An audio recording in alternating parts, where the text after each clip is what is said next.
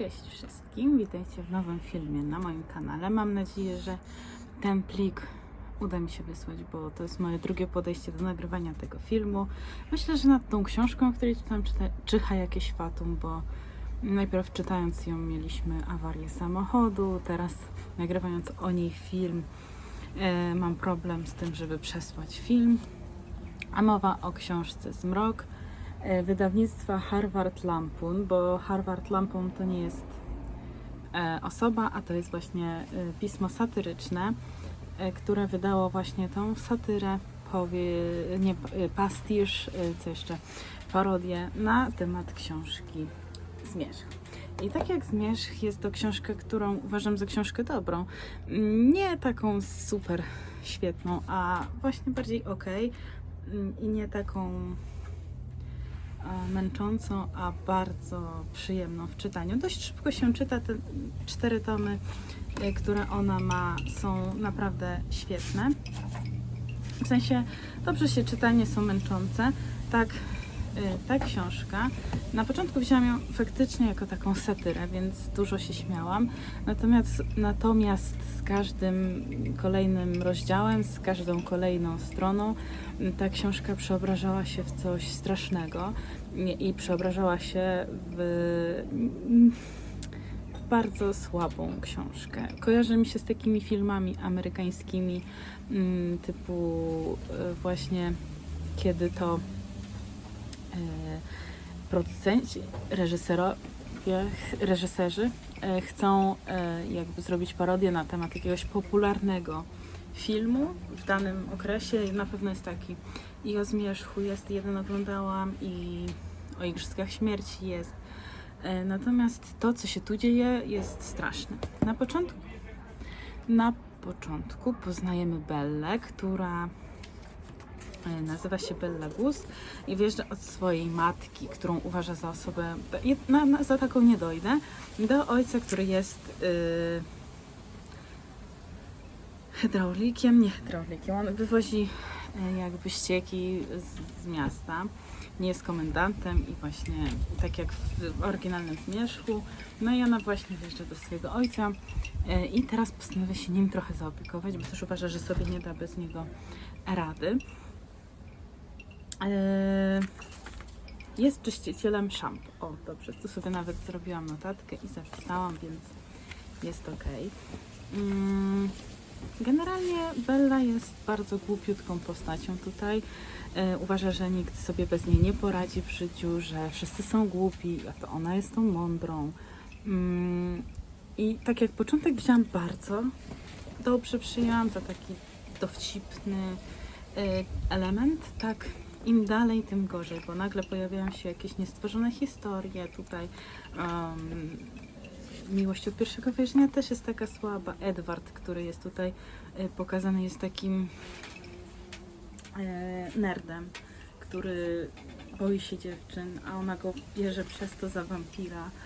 To było akurat śmieszne, natomiast to, co się dzieje dalej, czyli to, że ona na siłę próbuje zrobić z niego tego wampira, że próbuje go prześladować, jest strasznie słabe. I no, nie ma też tu postaci Jacoba, bo w ogóle go nie ma. Jest tutaj natomiast postać pewnego wampira, który postanawia zabić Bellę, bo stwierdza, że jesteś głupia i mamy zakład wśród wampirów o to, który cię zabije. Więc jako, że spotkałem cię na cmentarzu razem ze swoim chłopakiem Edwardem i przepędziłem go, to w takim razie teraz cię zabiję. Słabe, bardzo słabe. Generalnie dałam tej książce 2 gwiazdki, nie dałabym ich więcej. Może teraz jeszcze trochę przejdę po tej fabule, bo Bella od samego przyjazdu, właśnie dlatego chciałam nagrać w domu i nagrałam, a nie ma, bo tam mam przy lotnisku, mieszkam na Bemowie i teraz mamy próby do parady 15 sierpnia. Trzeba przeczekać. Więc cały czas wojsko mam pod domem i tak słabo. No ale tak. Generalnie Bella jest zakochaną w sobie osobą, która marzy o tym, by przemienić się w wampira i na siłę szuka tego wampira. I znalazła go właśnie w Edwardzie, który jest takim na uboczu, nic nie je praktycznie, cały czas ślęczy w komputerze. W zasadzie nie interesuje się żadnymi dziewczynami, więc ona myśli, więc skoro to jest tak, to możliwe, że chodzi właśnie o wampira. Co jest kompletną nieprawdą. No ale Bella tak uważa. Ma na tym punkcie wampirów taką wielką, wielką obsesję i w każdym zachowaniu Jacoba, w każdym zachowaniu Edwarda właśnie widzi to, że jest wampirem. Jako dezodorantu używa odświeżacza powietrza, co jest dla mnie mega dziwne i takie, kto to robi? Takie no obrzydliwe aż. Albo siedząc na lekcji właśnie w ławce z Edwardem, bierze sobie jego ołówek bo zauważa, że ma na twarzy pryszcze, więc zaczyna wciskać sobie pryszcze tym ołówkiem i jest wielce zdziwiona, że Edward wziął to, wszystkie swoje rzeczy zabrał od niej i się przesunął na sam kraj ławki. I myśli, że to właśnie przez to, że wypsikałaś się za mało tym odświeżaczem powietrza. No nie, dziewczyno, jesteś obrzydliwa. Wszystkie jej przyjaciółki uważają ją za dosyć nienormalną osobę. Ona się uważa za takiego omnibusa, że wszystko wie, natomiast jest mitomanką, bo wszystkie swoje jakby przygody z Edwardem, a to były 2 spotkania, gdzie na jednej on nawet nie znał jej imienia na pierwszym spotkaniu, na drugim też zresztą i zaczyna się rozmowa, cześć, on do niej mówi cześć, ona do niego mówi cześć i mówi, a skąd znasz moje imię? Powiedziałaś do mnie Bella. On mówi, ja wcale tak do ciebie nie powiedziałem, ale fajnie, że masz na imię Bella. No, mam na imię Bella, ale skąd o tym wiedziałeś? Jesteś wampirem? Coś takiego, no bez przesady. Strasznie robią taką Bellę. Właśnie to wydawnictwo, ten Harvard Lampoon zrobił z Belli taką kompletną kretynkę. Nie bronię tej postaci, bo w książce ja też jej nie lubię, w tej oryginalnej książce. Natomiast bez przesady, już nie była taka strasznie zła. No i generalnie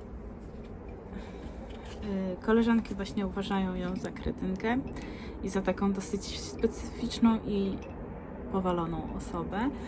Natomiast pomimo tego, że one ją za taką idiotkę uważają, no to zapraszają ją wszędzie, gdzie one chodzą, czyli na jakieś spotkania, na kupno sukienek na bal, na które nawet ona nie idzie.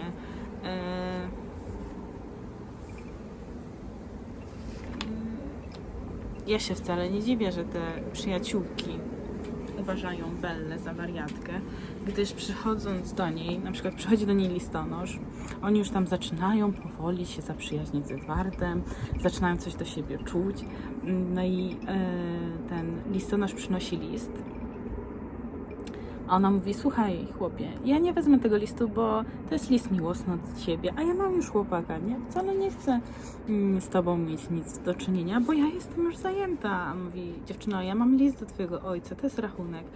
Ona bierze ten rachunek, ale cały czas uważa, że to jest list miłosny, bo listonosz się w niej zakochał. Strasznie zadufana w sobie osoba, zapatrzona w siebie, wiele na to wskazuje. Generalnie książka zaczynała się bardzo dobrze, ale z każdą stroną ta książka przeradza się w coraz większy zmrok i w coraz większą ciemność i praktycznie wcale mi się nie podoba. Początek był spoko i nawet biorąc pod uwagę to, bo ja cały czas wiem, że to nie jest jakby zabójczo fajna książka, że to nie jest taka książka typu Zmierzch, że to jest parodia i biorąc to nawet pod uwagę, to ta książka po pewnym czasie staje się absurdalna i w ogóle nie da rady jej przeczytać całościowo na raz. Ja to zrobiłam, ale już mniej więcej od strony 56. i jestem zniesmaczona tą książką, więc nawet jeżeli ktoś by chciał tą książkę przeczytać jako taką ciekawostkę, to niech się nie spodziewa czegoś super eleganckiego, super napisanego. To jest po prostu książka, gdzie ktoś miał jakieś luźne pomysły, złączył to w całość, niby brał pod uwagę zmierzch i tą fabułę tej książki, natomiast poleciał z tą fabułą tutaj gdzieś w kosmosy i nie polecam. Także daję tej książce, tak jak mówiłam wcześniej, 2 gwiazdki, ze względu na to, że fajny to jest pomysł i ze względu na to, że na początku naprawdę się uśmiałam. Ale żeby ją tak polecać szerszemu gronu, to niezbyt. Także przestrzegam przed tą książką. I ta książka na pewno wyleci z mojej biblioteczki, bo nie ma sensu trzymać tego wybitnego dzieła u siebie. Także dzięki za obejrzenie tego filmu. Do zobaczenia w kolejnych. Wiem, że trochę krótko tutaj opowiedziałam o tej książce, natomiast w poprzednim filmie rozgadałam się dużo.